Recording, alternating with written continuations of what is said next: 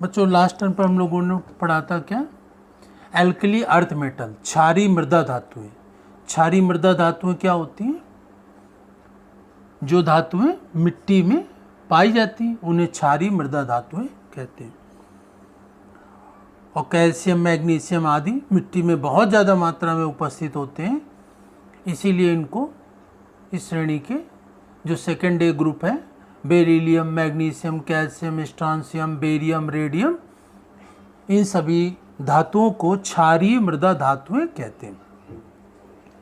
क्षारीय मृदा धातुओं के गुण, प्रॉपर्टीज़, उनके कंपाउंड की प्रॉपर्टीज़, और इसके बाद इसमें पढ़ा हम लोगों ने डायगोनल रिलेशनशिप बेरिलियम और एल्युमिनियम का, और इसके बाद बेरिलियम की एनामेलस प्रॉपर्टीज़, जो असंगत व्यवहार होता है बेरिलियम का वो क्यों होता है उसको डिस्कस किया। और इसके पश्चात क्षारीय मृदा धातुओं के कुछ कंपाउंड्स के बारे में पढ़ा, कुछ यौगिकों के बारे में डिस्कस किया, और उसी के पश्चात इसी में कैल्शियम कार्बोनेट का और किस में उपयोग किया जाता है। इसका कैल्शियम कार्बोनेट का बहुत बड़े स्तर पर बहुत सी चीज़ों में इस्तेमाल किया जाता है। कुछ चीज़ों के बारे में लास्ट टर्म पर हम लोगों ने डिस्कस किया था कि कैल्शियम कार्बोनेट का किस में उपयोग किया जाता है। उसी के आगे हम लोग आज डिस्कस करते हैं कि और किस में उपयोग किया जाता है कैल्शियम कार्बोनेट। तो एक ये होती है पोर्टलैंड सीमेंट। पोर्टलैंड सीमेंट बनाने में भी कैल्शियम कार्बोनेट का उपयोग होता है।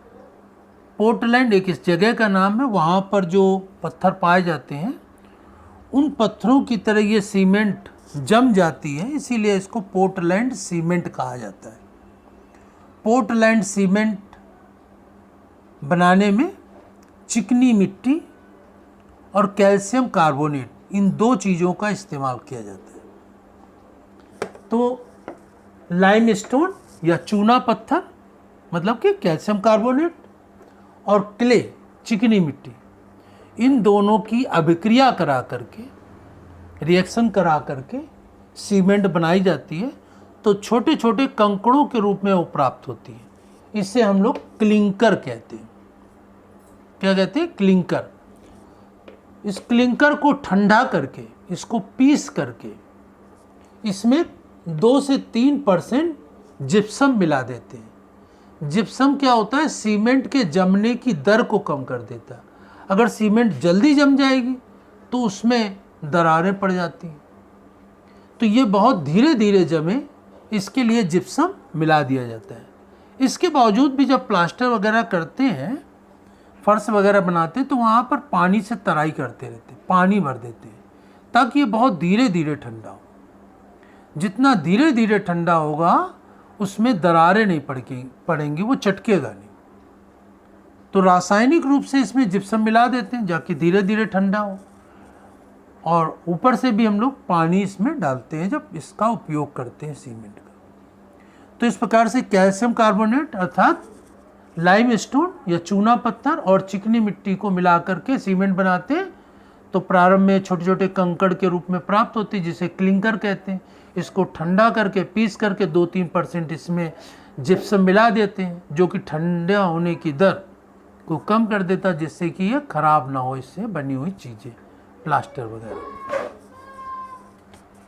इसके बाद पोर्टलैंड सीमेंट और रेत या बालू, जो बालू आती है, रेत आती है, तो बालू या रेत, पोर्टलैंड सीमेंट और मोरंग, ये छोटी छोटी बजरी जो होती है, कंकड़, इन तीनों चीज़ों का मिश्रण, पोर्टलैंड सीमेंट, रेत या बालू और मोरंग या छोटी छोटी बजरी, जो बजरी होती है, छोटे छोटे कंकड़ होते हैं, इन सब का मिश्रण क्या कहलाता है? कंक्रीट कहलाता है। कंक्रीट किसे कहते हैं?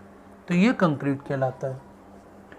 सीमेंट और रेत, रेत मतलब बालू, सीमेंट और रेत के 1:3 के अनुपात में मिलाने पर जो मिश्रण बनता है उसे मोर्टार कहते हैं। तो मोर्टार किसे कहते हैं? वो ये होता है। इसके पश्चात प्लास्टर ऑफ पेरिस क्या होता है?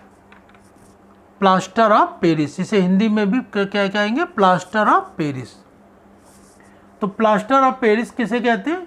कैल्शियम सल्फेट हेमीहाइड्रेट को प्लास्टर ऑफ पेरिस कहते हैं। कैल्शियम सल्फेट हेमीहाइड्रेट को प्लास्टर ऑफ पेरिस कहा जाता है। तो CaSO4 हाफ H2O या 2CaSO4.H2O। तो कैल्शियम सल्फेट हेमीहाइड्रेट को प्लास्टर ऑफ पेरिस कहते हैं। प्लास्टर ऑफ पेरिस को बनाया किससे कहा जाता है? जिप्सम से। जिप्सम का फार्मूला क्या होता है? CaSO4.2H2O। ये जिप्सम होता है। जिप्सम को 150 से 160 डिग्री सेंटीग्रेड पर गर्म करने पर प्लास्टर ऑफ पेरिस प्राप्त होता है, 2CaSO4.H2O। तो जिप्सम को गर्म करके प्लास्टर ऑफ पेरिस बनाया जाता है। प्लास्टर ऑफ पेरिस को जब गर्म करते हैं तो क्या होता है? इसमें ये वाटर मॉलिक्यूल जो है वो निकल जाता है। तो इससे क्या बनता है? ये गामा कॉपर सल्फेट और 600 पर गर्म करने पर बीटा कैल्शियम सल्फेट प्राप्त हो जाता है। बीटा कैल्शियम सल्फेट को 1100 डिग्री सेंटीग्रेड गर्म करने पर कैल्शियम ऑक्साइड और सल्फर ट्राईऑक्साइड प्राप्त हो जाता है। इसके पश्चात इसमें आगे क्या होता है? ये कैल्शियम सल्फेट हेमीहाइड्रेट मतलब कि plaster of Paris, plaster of Paris की जल से क्रिया करा देते हैं तो ये जिप्सम प्राप्त हो जाता है, कठोर पदार्थ प्राप्त हो जाता है। तो यहाँ पर दो चीज़ें, सीमेंट क्या होता है? सीमेंट किसको किसको मिला करके प्राप्त की जाती है, बनाई जाती है? तो सीमेंट बनाने में चूना पत्थर मतलब कैल्शियम कार्बोनेट और चिकनी मिट्टी क्ले को मिला करके सीमेंट बनाई जाती है। और सीमेंट प्रारंभ में छोटे छोटे कंकड़ों के रूप में बनती है जिसे क्लिंकर कहते हैं। इसको ठंडा करके, इसको पीस करके इसमें 2-3% जिप्सम मिला दिया जाता है जो सीमेंट के जमने की दर को कम कर देती है। इसके पश्चात पड़ा ये कंक्रीट क्या होता है? किसके किसके मिश्रण को कंक्रीट कहा जाता है? सीमेंट, बालू और बजरी, छोटे छोटे कंकड़, इसके मिश्रण को कंक्रीट कहते हैं। और सीमेंट और रेत या बालू के मिश्रण को मोर्टार कहा जाता है। प्लास्टर ऑफ पेरिस किसे कहते हैं? कैल्शियम सल्फेट हेमीहाइड्रेट को प्लास्टर ऑफ पेरिस कहते हैं। जिप्सम को गर्म करके, जिप्सम को हीट करके प्लास्टर ऑफ पेरिस प्राप्त किया जाता है। तो प्लास्टर ऑफ पेरिस क्या होता है याद रखना है आपको। कैल्शियम सल्फेट हेमीहाइड्रेट को प्लास्टर ऑफ पेरिस कहते हैं।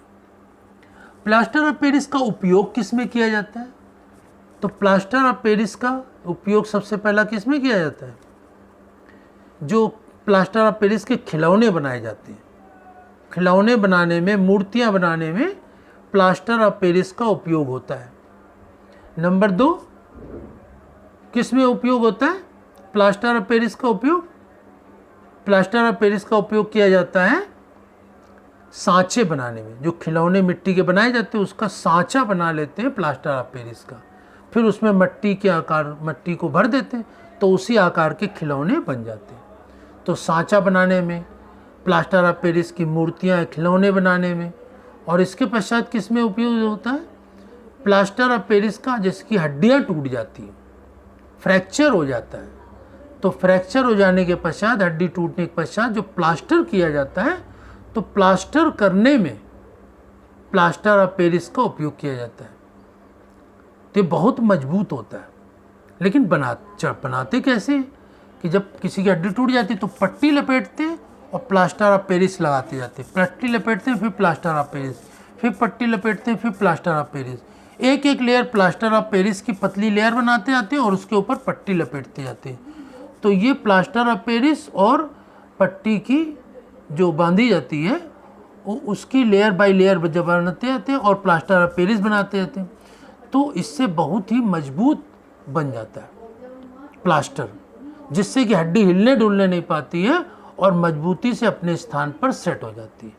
तो इस प्रकार से प्लास्टर ऑफ पेरिस का उपयोग प्लास्टर चढ़ाने में, हड्डी टूट जाने पर, खिलौने बनाने में, मूर्तियाँ बनाने में और सांचे बनाने में प्लास्टर ऑफ पेरिस का उपयोग किया जाता है। तो प्लास्टर ऑफ पेरिस क्या होता है, किससे बनाया जाता है, इसका उपयोग किस में किया जाता है, और सीमेंट क्या होती है, किसके किसके मिश्रण से सीमेंट बनाई जाती है, कंक्रीट क्या होता है, मोटार क्या होता है, और पोर्टलैंड सीमेंट क्या होती है, इस सब के हम लोगों के बारे में पढ़ लिया। तो ये एस ब्लॉक के element, first group second A group, S block में 2 ग्रुप हैं, फर्स्ट ए और सेकेंड ए। तो फर्स्ट ए में क्षारीय धातुएं या एल्कली मेटल्स, और सेकेंड ए में क्षारीय मृदा धातुएं आती हैं या एल्कली अर्थ मेटल्स। इस सब के बारे में हम लोगों ने डिस्कस कर लिया। अब नेक्स्ट टर्न पर इसके कुछ क्वेश्चन डिस्कस करेंगे, इंपॉर्टेंट क्वेश्चन, और इसके पश्चात नेक्स्ट टॉपिक को हम लोग नेक्स्ट टर्न पर डिस्कस करेंगे। तो ये आप लोग अपने फेयर कॉपी में सही ढंग से समझ करके नोट कर लेंगे और नेक्स्ट टर्न पर नेक्स्ट टॉपिक को हम लोग डिस्कस करेंगे। धन्यवाद।